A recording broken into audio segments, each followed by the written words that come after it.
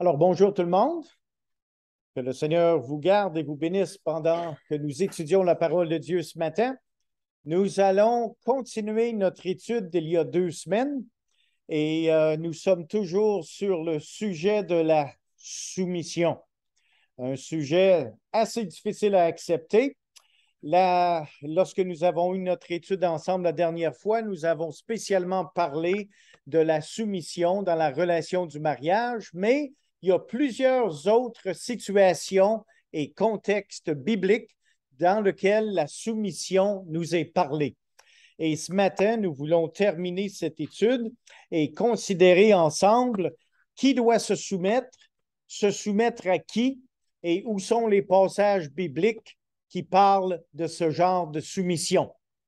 Par exemple, saviez-vous que tous les croyants doivent être soumis aux autorités? Et ça devient de plus en plus difficile dans notre communauté.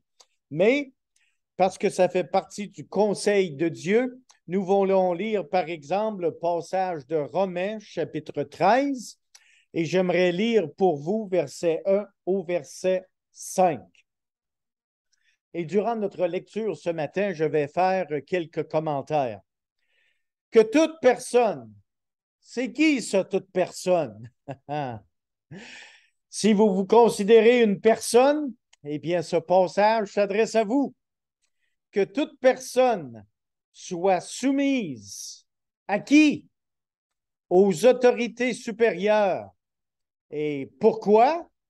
Car il n'y a point d'autorité qui ne vienne de Dieu. Peu importe si nous sommes d'accord avec les autorités sous lesquelles nous nous retrouvons, ces autorités ont été établies par Dieu. Et les autorités qui existent ont été instituées de Dieu. Ça, c'est fort, les amis, parce que sur la terre, il y a plusieurs autorités. Il y a des autorités démocratiques, comme la nôtre. Il y a des autorités qui sont dictatures, comme dans certains pays. Il y en a d'autres qui sont socialistes, comme dans certains pays. Il y en a d'autres qui sont de toutes sortes de manières gérées d'une manière dont nous n'accepterions pas. Mais la parole de Dieu est quand même très claire. Dans le temps de l'apôtre Paul, lorsqu'il a écrit ceci, c'était gérer la société par un gouvernement romain. Souvenez-vous que les Romains, ce sont ceux qui ont crucifié notre Sauveur Jésus-Christ. Alors, même dans un contexte comme celui-ci, l'apôtre écrit qu'il n'y a point d'autorité qui ne vienne de Dieu et les autorités qui existent ont été instituées de Dieu. C'est pourquoi celui qui s'oppose à l'autorité résiste à l'ordre de Dieu et c'est l'autorité que Dieu a établie. Ça, là, c'est vraiment fort et ça vient nous chercher dans le plus profond de notre cœur. De résister à l'autorité qui est établie par Dieu, c'est de résister à Dieu.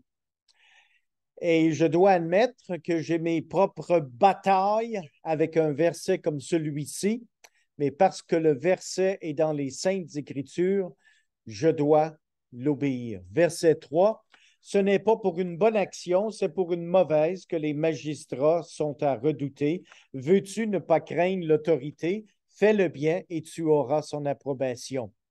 Le magistrat est serviteur de Dieu pour ton bien, mais si tu fais le mal, crains, car ce n'est pas en vain qu'il porte l'épée, étant serviteur de Dieu pour exercer la vengeance et punir celui qui fait le mal. Et souvenez-vous du verset 5. Il est donc nécessaire d'être soumis. Quand c'est nécessaire, c'est parce que ça fait peut-être pas ton affaire, mais c'est nécessaire. Il est donc nécessaire d'être soumis, non seulement par crainte de la punition, mais encore par motif de conscience. Alors, croyez-moi, les amis, quand je lis un passage comme celui-ci, autant vous devez être soumis, autant celui qui vous parle doit également être soumis. Ça vient nous chercher dans le creux de l'âme. N'oubliez jamais que c'est un verset biblique. Ce n'est pas une conviction pastorale, c'est une conviction biblique. Alors, tous les croyants doivent être soumis aux autorités. Mais peut-être qu'on se dit, ben, c'est peut-être juste l'apôtre Paul qui pensait comme ça. Eh bien, allons lire un passage qui se trouve dans 1 Pierre. 1 Pierre, le chapitre 2e et le verset 13 ainsi que 14. Pierre nous dit, soyez soumis. Pourquoi? À cause du Seigneur. À qui?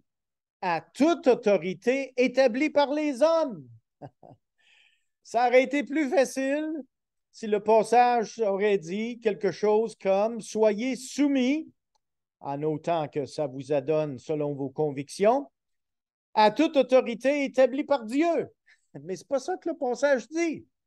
Soyez soumis à cause du Seigneur à toute autorité établie par les hommes, soit au roi comme souverain, soit au gouverneur, et ça représente le gouvernement fédéral de notre jour, ainsi que le gouvernement provincial, soit au gouverneur, notre gouvernement local, comme envoyé par lui pour punir les malfaiteurs et pour approuver les gens de bien.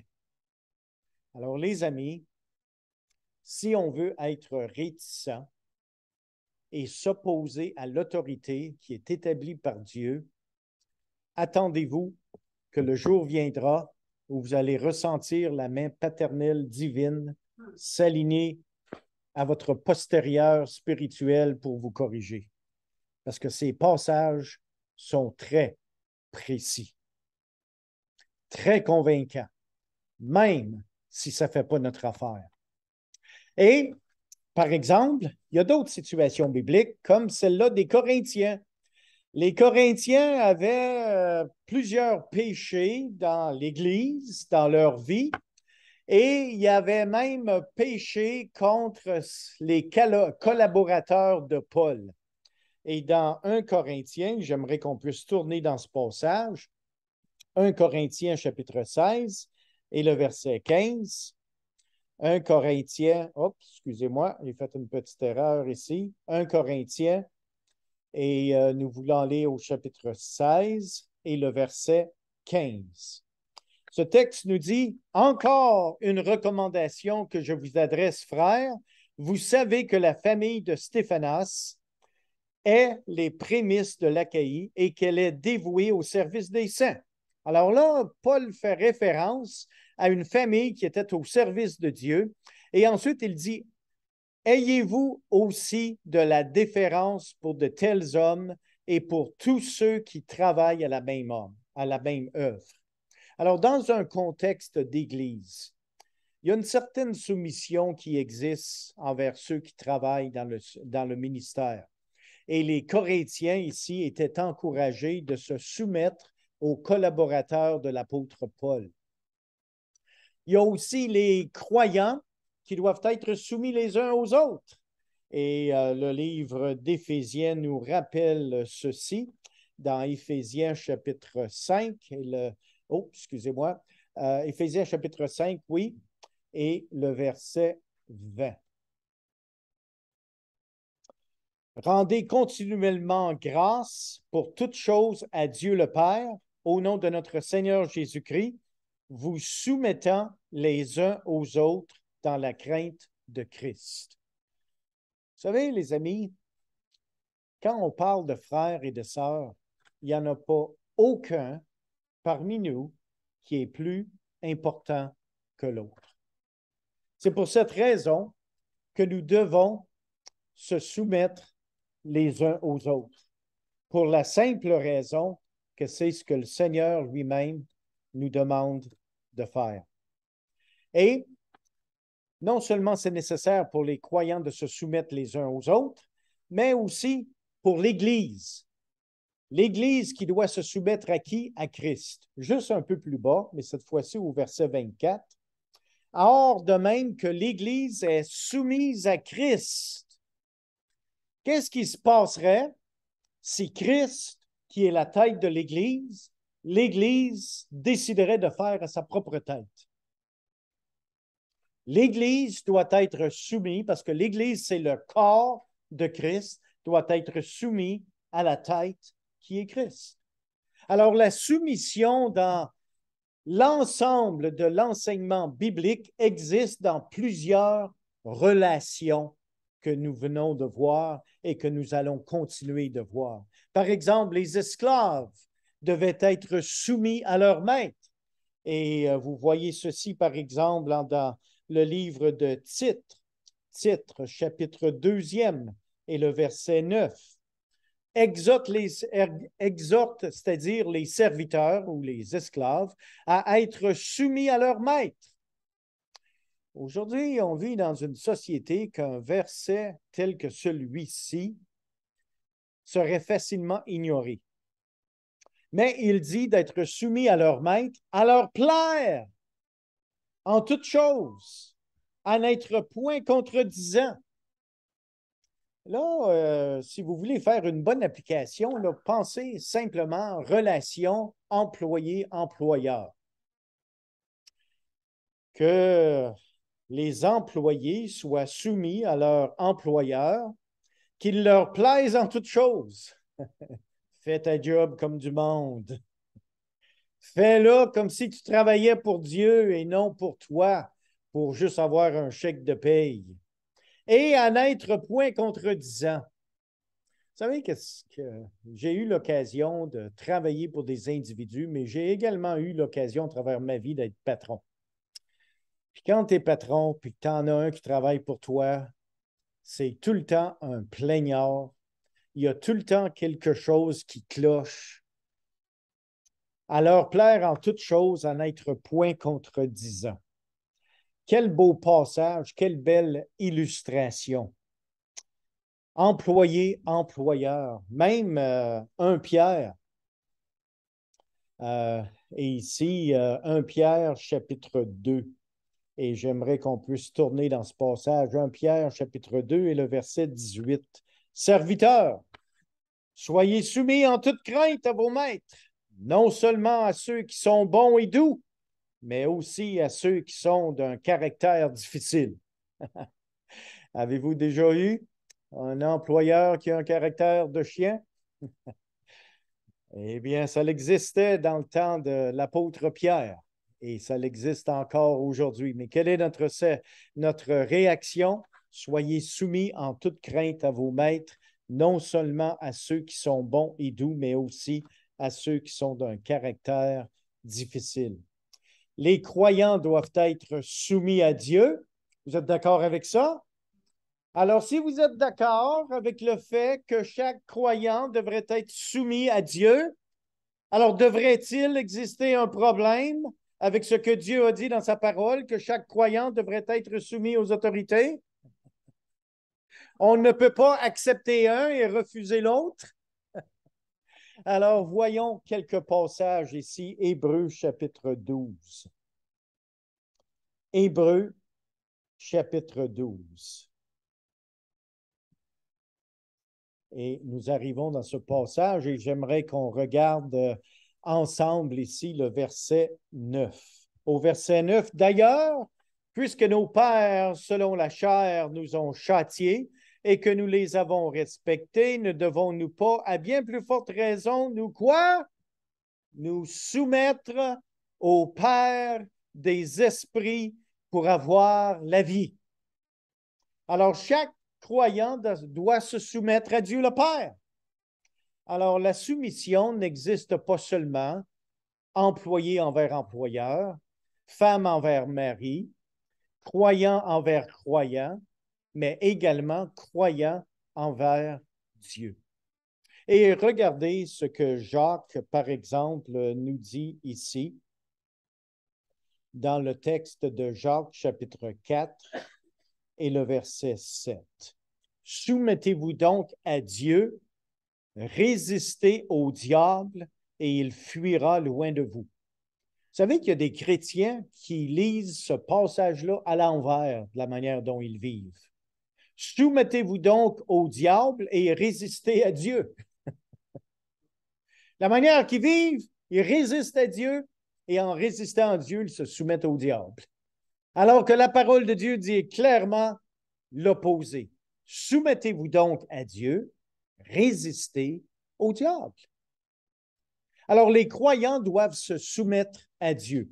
Et les jeunes, eh bien, doivent se soumettre aux aînés. Et 1 Pierre nous parle de ceci, 1 Pierre chapitre 5 et le verset 5. De même, vous qui êtes jeunes, vous qui êtes jeunes, soyez soumis aux anciens, que ce soit jeunes dans la foi ou jeunes en bas âge. Qu'est-ce qui se passerait dans les familles, et ça arrive de nos jours dans la société dans laquelle nous vivons? C'est les enfants qui runnent les parents, alors que ça devrait être les parents qui dirigent les enfants. Alors, la soumission, ça n'existe dans plusieurs contextes bibliques. Mais regardons d'autres situations. Par exemple, saviez-vous que même Jésus était soumis à ses parents? Dans l'évangile de Luc, très important, hein, parce que même s'il était créateur du ciel et de la terre, même s'il était fils de Dieu, eh bien, dans Luc, chapitre 2e, et le verset 51, nous lisons ceci en parlant de Jésus. Puis il descendit avec eux, c'est-à-dire ses parents, pour aller à Nazareth, et il leur était soumis. Jésus lui-même était soumis à ses parents. Quel bel exemple pour nous de suivre ceci. Israël, c'est-à-dire les démons, étaient soumis aux 70 disciples. Luc, l'évangile de Luc toujours, mais cette fois-ci, chapitre 10. Et on peut aller au verset 17. Les 70 revinrent avec joie, disant, « Seigneur, les démons même nous sont soumis en ton nom. » À un moment donné, le Seigneur avait envoyé les 70 disciples à aller faire du ministère 2 par 2. Puis, tout d'un coup, ils se sont aperçus qu'il y avait un pouvoir. Et le pouvoir de chasser les démons, c'est le pouvoir ultime.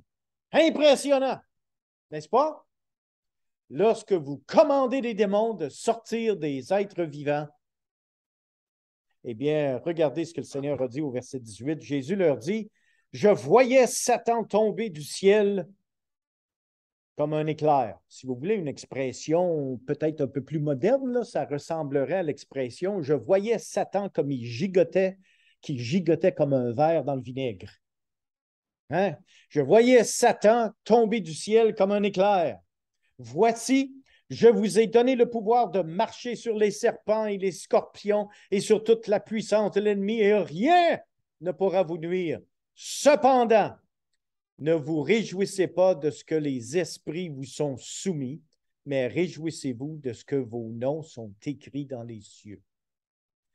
Avec tout ce pouvoir, ce n'était pas le pouvoir de chasser les démons qui devait réjouir le cœur des disciples.